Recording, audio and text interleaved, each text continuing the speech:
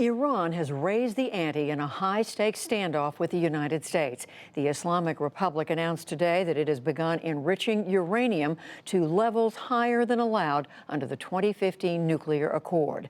The new level is still far below weapons grade. But in Tehran, a foreign ministry spokesman threatened to go higher still unless Europe helps to bypass U.S. sanctions. If the remaining countries in the deal, especially the Europeans, do not fulfill their commitments seriously and do not do anything more than talk, Iran's third step will be harder, more steadfast, and even stunning. The U.S. withdrew from the nuclear deal last year. Today, Vice President Pence called the agreement disastrous, and he warned that, quote, America will not back down. Iran should not confuse American restraint with a lack of American resolve.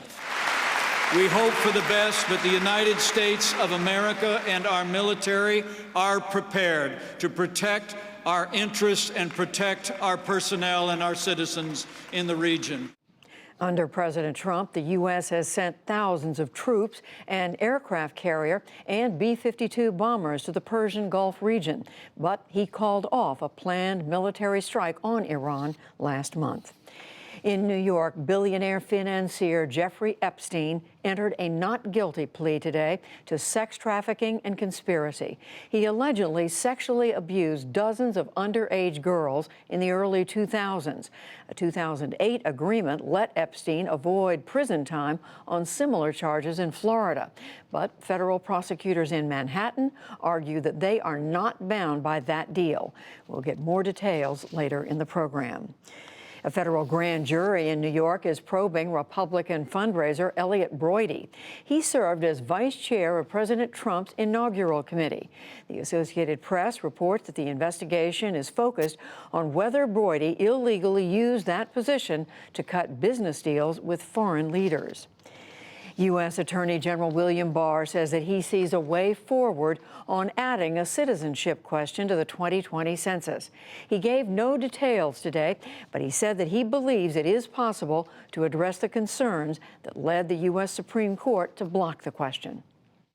You know, we've been considering all the options, and I've been in constant discussions with the president ever since the Supreme Court decision came down. And I think over the next day or two, you'll see what approach we're taking. Barr spoke after the Justice Department announced that new lawyers are taking over the effort. But in San Francisco, House Speaker Nancy Pelosi charged again that the goal of the census question change is to scare off people in the country illegally. But this is about keeping, make America, this hat, make America white again. They want to make sure that certain people are counted. It's really disgraceful, and it's not what our founders had in mind.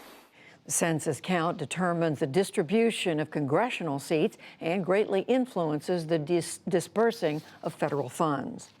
The International Criminal Court has convicted a Congo rebel leader of war crimes.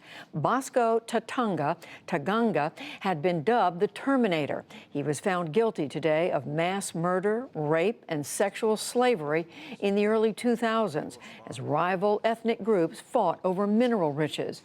In all, hundreds of civilians were killed and thousands were forced to flee. In Greece, the center-right leader Kyriakos Mitsotakis took office as prime minister. He vowed to cut taxes and ease budget cuts imposed by international bailouts. The swearing-in came a day after the New Democracy Party scored a landslide election victory over a left-wing regime that had governed for 4 years. The Greek people gave us yesterday a strong mandate to change Greece. We will honor this mandate in full. Starting today, we are prepared for hard work, and I have total confidence in our ability to stand at the height of the circumstances.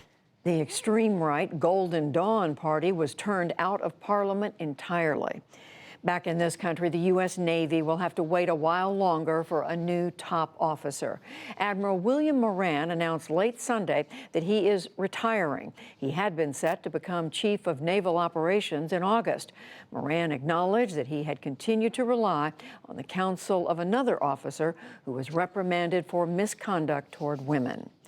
In economic news, Germany's Deutsche Bank began laying off the first of 18,000 employees, mainly in investment banking.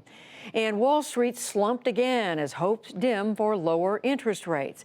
The Dow Jones Industrial Average lost 116 points to close at 26,806. The Nasdaq fell 63 points, and the S&P 500 dropped 14.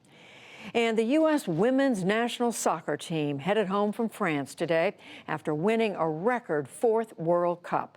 They beat the Netherlands 2-0 on Sunday. The players flew back today to Newark, New Jersey, and greeted fans with a chorus of "We Are the Champions."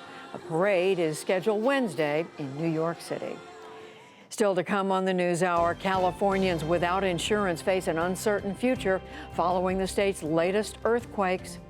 New details in sex crime charges against billionaire Jeffrey Epstein.